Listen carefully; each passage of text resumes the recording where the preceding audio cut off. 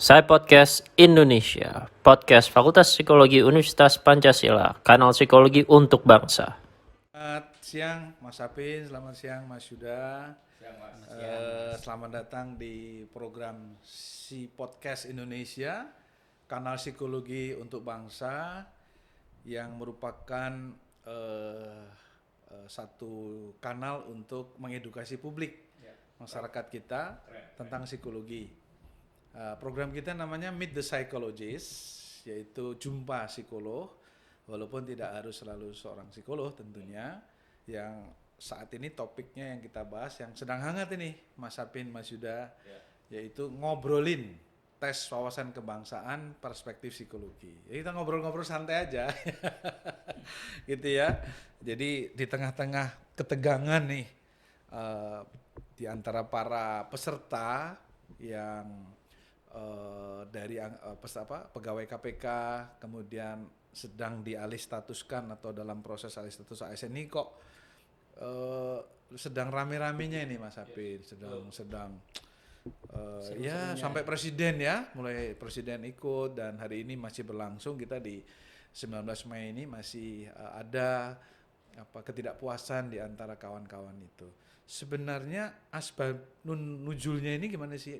Asal mualanya ini masalahnya apa sih Mas Apin sebagai seorang mantan kepala biro SDM di KPK, seorang psikolog, aktivis, ini boleh cerita nggak Mas dari perspektif yang Anda ketahui? Silakan Mas. Oke, terima kasih Mas Sony sama Fakultas Psikologi Pancasila yang punya program keren gitu ya. Saya declare dulu bahwa saya memang pernah bekerja di KPK sebagai Kepala Biro SDM dan saat ini mewakili pribadi ya. Siap. Bukan mewakili institusi atau Lembaga tertentu atau pihak tertentu. Saya ingin perspektifnya dianggap sebagai suatu pendapat opini pribadi yang tahu sebagian mengenai apa yang terjadi. Baik. Tapi kalau Mas Sony tanya apa sih yang menjadikan hingar-bingar hebohnya ini ya kebangsaan ini apa sih? Ya, setahu saya di KPK itu sistem seleksinya cukup ketat gitu ya. Bahwa seseorang yang akan menjadi pegawai KPK itu ada 8 tahap. 8 tahap. 8 tahap Wow. seleksi. Dari sejak seleksi administratif sampai ke wawancara user. Oke. Tengah-tengah itu banyak, ada psikotes, ada assessment center, ada background check gitu ya. Oke. Dan itu yang paling menakutkan, background check. Itu untuk menjadi pegawai KPK. Betul. Oke. Jadi tahapannya sudah cukup lengkap dan punya SOP-nya. Oke. Nah, sementara ini teman-teman yang saat ini karena undang-undang KPK yang baru nomor 19 2019 itu kemudian ada peraturan-peraturan Turunannya yang mengharuskan ketika alih status dari pegawai KPK. Pegawai KPK ada tiga jenis ya. Oke. Pegawai tetap, pegawai tidak tetap, pegawai negeri yang dipekerjakan. Oke, pegawai negeri yang dipekerjakan. Jadi dia sudah ASN. Oke. Dipekerjakan di KPK. Baik. Kelihatannya yang PN pegawai negeri yang dipekerjakan tidak dites lagi. Baik. Yang dites adalah yang dua tadi pegawai tetap. Oke. Nah, untuk menyeleksinya atau melakukan aktivitas alih status itu ada peraturan KPK nomor 1 2021. Baik. Yang mengharuskan ada tes wawasan kebangsaan. Oke. Ketika tes sebelum dilakukan banyak teman-teman ini juga tanya sama saya, karena sebagai mantan biro ditanyain, betul. Apa sih tes wawasan kebangsaan teman-teman di KPK itu? Saya bilang ya samalah seperti tes wawasan kebangsaan CPNS. Betul. Gitu. Karena di CPNS pun ada undang-undang ASN itu mengharuskan adanya tes wawasan kebangsaan. Sosial kultural sebagai perekat bangsa, gitu ya. Betul. Tapi ternyata setelah dites dilakukan, maka ada hasil yang diumumkan bahwa 75 tidak lolos. Baik. Nah ini yang menyebabkan menjadi hiruk pikuknya saat ini. Apa sih kriterianya sehingga seseorang dianggap tidak lolos tes wawasan kebangsaan? Oke. Salah satunya ada beberapa nama yang mungkin sudah diketahui publik dan itu dijadikan dasar bahwa tidak validnya tes wawasan kebangsaan. Nah, ini menyebabkan banyak pihak berbicara, termasuk presiden terakhir hari kemarin. Betul. Ya. Nah, menurut saya tes wawasan kebangsaan ini telah menjadi pertanyaan kita di psikologi, apakah ini tes psikologi, apakah ini tes yang lain gitu. Betul. Ya. Tapi di ceritanya tentunya teman-teman atau pemirsa yang lain juga udah tahu bahwa ini adalah satu tim besar dalam kelembagaan negara yang mengelola tes wawasan kebangsaan. Oke. Saya kira itu Oke. asbab nuzulnya kenapa hiruk pikuk yang terjadi. Gitu ya. Sebenarnya. Jadi kalau boleh tarik itu sebenarnya kalau tujuan daripada sebuah tes itu adalah untuk seleksi masuk ASN, Mas Apin ya. Menjadi ASN. Menjadi ASN. Berarti kalau hasilnya itu kan bisa diterima, bisa tidak diterima. Ya, lulus atau tidak Lulus atau tidak. Berarti hal yang wajar dong. Ada yang lulus, ada yang tidak lulus. Ya. Nah, yang menjadi persoalan itu kenapa kok orang dinyatakan tidak lulus tapi ada semacam protes gitu ya? Kenapa sih kok saya nggak lulus? Itu kira-kira apanya nih Mas yang nggak transparan mungkin atau yang nggak jelas itu? Ya kalau saya ikuti di media massa maupun media sosial itu adalah tentang alat tesnya sendiri. Alat tesnya sendiri, oke. Banyak informasi yang menyebutkan bahwa alat tesnya tidak valid. Oke. Ya. Prosedurnya tidak ajak, prosedurnya Tidak reliable. Tidak reliable. Misalnya ya salah satu yang saya ketahui ketika dites itu ada 200 sekian soal yang harus dijawab, tetapi soalnya membingungkan. Oke. Di media sosial itu ramai. Misalnya pertanyaannya bangsa Jepang itu kejam, gitu. Setuju atau tidak setuju? Bagi saya orang-orang yang nggak pernah ngalamin susah juga jawabnya itu ya. Jawabannya apa gitu ya? Iya. Kalau jawab setuju nanti nilainya berapa, tidak setuju nilainya berapa. Padahal saya punya pacar Jepang baik-baik aja ya, gitu kan. Cinta mati saya misalnya gitu ya. Jadi bias dong berarti ya. Selain itu ada selain ras juga ada tentang agama gitu ya. Oke. Yang ada multiple choice, ada kalau dikotomi antara setuju tidak setuju. Bipolar. Skala Likert gitu. Iya. Oke. Ada essay. Gitu ya. Oke. Salah satunya itu. Kemudian ada wawancara. Wawancara pun prosedurnya ada yang satu orang diwawancaranya, interviewernya ada yang 2 orang. Gitu ya. Jadi nggak standar. Nggak standar. Oke. Kemudian pertanyaan juga macam-macam. Ada yang bertanya tentang Anda kalau sholat subuh pakai kunut atau tidak. Kaitannya sama wawasan kebangsaan apa itu? Iya itu pertanyaan-pertanyaan ya itu. Wawancara ya yang tidak ada beredar di media sosial. Artinya validitas, reliabilitas atau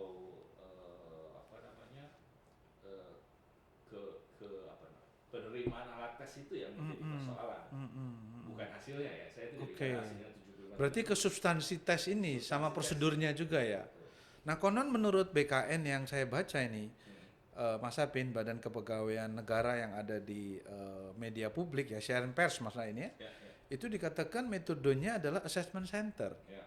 Padahal kan untuk menjadi sebuah metode assessment center kan harus memenuhi berbagai macam persyaratan. Menurut Mas Apin, apakah proses pengambilan tes atau metode tes yang kemarin dilakukan itu katanya ada 3 ya? Tes apa aja Mas?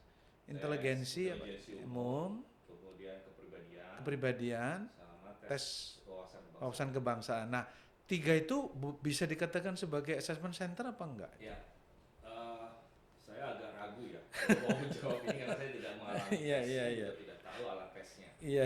Tapi prinsipnya saya sebagai praktisi assessment center juga mengetahui bahwa memang harus ada multi tools, multi asesor, sama tentunya ada multi asesi ya. Multi asesi banyak yang dinilai. Baik, schedule itu artinya terjadwal. Misalnya wawancara 1 jam ya 1 jam semua. Oke. Kalau mendapat perlakuan yang sama. semua Semua asesi. peserta asesinya. Oke. Nah, yang terjadi mungkin itu menjadi pertanyaan apakah memang standar-standar yang ditetapkan dalam tes itu disebut sebagai assessment center. Itu perlu dikaji lagi ya. Betul. Kemudian mungkin yang perlu dilakukan evaluasi mengenai siapa asesornya. Harus ada kualifikasinya kan itu ada certified ya. Asesor assessment center harus punya kualifikasi dan pelatihan assessment center. Asesor. Kemudian ada administrator, siapa administratornya, dan bagaimana cara mengintegrasikan datanya. Betul. Nah ini semua yang jadi pertanyaan publik juga. Ketika kita para psikolog juga mengetahui bahwa itu assessment center, kita bertanya kan, apakah betul assessment center atau metode yang lain yang sebenarnya dilakukan oleh BKN yang seperti Iya, siaran iya, persnya iya. itu. Iya, iya, Itu perlu iya. kita kaji. Perlu kita kaji ya ini ya. Betul. Nah, di samping itu kan juga kalau kita bicara mengenai assessment center yang saya tahu nih, mohon maaf nih Mas Apin kan pernah jadi kepala assessment center di sebuah bank BUMN ya, waktu itu pada awal-awal ya kita ketemu ngobrol-ngobrol dan saya sempat jadi role player waktu itu. Yes. Itu kan setahu saya ada intre, ada di dalam metode itu ada wawancara, ada presentasi, ada leaderless group discussion, ada macam-macam. Nah, dalam kemarin itu teman-teman KPK mengalami itu semua enggak, Ya, Mas? menurut pengakuan teman-teman hanya ada 2 hari ya, 2 hari pun tidak full, daftar pertanyaan 3 jam, kemudian wawancara 1 jam, jadi total 4 jam gitu ya. Oh, hanya sehari dan cuma 4 jam. Ya, enggak, harinya beda. Oh, Jadi hari beda. antara hari pengambilan data interview Tes, tertulis, heeh. dengan interview ada interval waktu 2 minggu kan. Oke, Jadi nggak oke. standar assessment center nggak kelihatan. Gitu. Artinya kita juga tidak bisa menetapkan bahwa hanya gagal di wawasan kebangsaan saja itu akhirnya dia dikatakan tidak lulus. Padahal mungkin di 2 tes lainnya dia bagus. Ya, Kan harus diintegrasikan kalau di dalam assessment center. betul sekali. Kira-kira gitu ya, Mas Apin? Sebaiknya sih begitu. Jadi tidak tes wawasan kebangsaan Menjadi bukan salah satu-satunya untuk mengatakan dia lulus tidak lulus. Dan itu disampaikan Presiden juga ya kemarin bahwa makanya Presiden belajar assessment center. kayaknya belajar cepat ya, quick learning. Betul. Nah, ini kebetulan saya juga ada teman ini Mas Yuda ini ya, seorang kandidat doktor di bidang psikometri ya kan gitu. Amin. Yang kebetulan dosen juga di psikologi UP ini. Mas Yuda, sebuah tes psikologi itu dibilang valid dan reliable tuh ada parameternya nggak sih, Mas? Ya, sebenarnya kan itu salah satu beberapa kriteria dikatakan sebuah tes itu baik itu kan tadi ya valid, reliable ya memang sekarang Ajak lagi gitu ya. ajak gitu kan ya. Nah, memang hal-hal inilah yang menjadi sasaran dari para hiruk pikuk tadi yang dikatakan tadi ya. Apakah tadi valid atau reliable segala macam ya. Kalau dilihat dari secara teoritik memang reliabilitas ini sebenarnya kita tidak bicara tentang tesnya, tapi skornya. Jadi kalau reliabilitas tes itu sebenarnya istilah yang kurang tepat. Oh. Jadi yang kita katakan reliabilitas itu reliabilitas skor. Bukan alat tesnya Bukan sendiri. alat tesnya. Oke. Jadi kalau reliabilitas itu kita bicaranya skor. Nah, sedangkan skor itu nanti kita akan lihat apakah misalnya konsisten, apakah dia misalnya presisi dan lain sebagainya gitu kan ya, dengan berbagai macam istilah reliabilitas. Nah, tapi yang harus kita ketahui bersama di sini bahwa kita harus pahami bahwa yang namanya tes psikologi itu pasti ada yang namanya error. Pasti Ada namanya error, ada error of measurement di sana atau error dalam pengukuran. Nah, di sini ada 2 macam, Pak, sebenarnya. Jadi ada yang sifatnya sistematis, ada yang sifatnya random. Oke. Kalau sistematis itu biasanya tadi misalnya karena metodenya, karena alat ukurnya, karena tadi prosedur-prosedurnya dan lain sebagainya yang sifatnya sistematik. Artinya ketika proses itu dilakukan berulang dengan cara yang sama, error itu akan muncul terus. Itu nempel errornya di dalam proses itu. Itu namanya error Sistematik. Oke.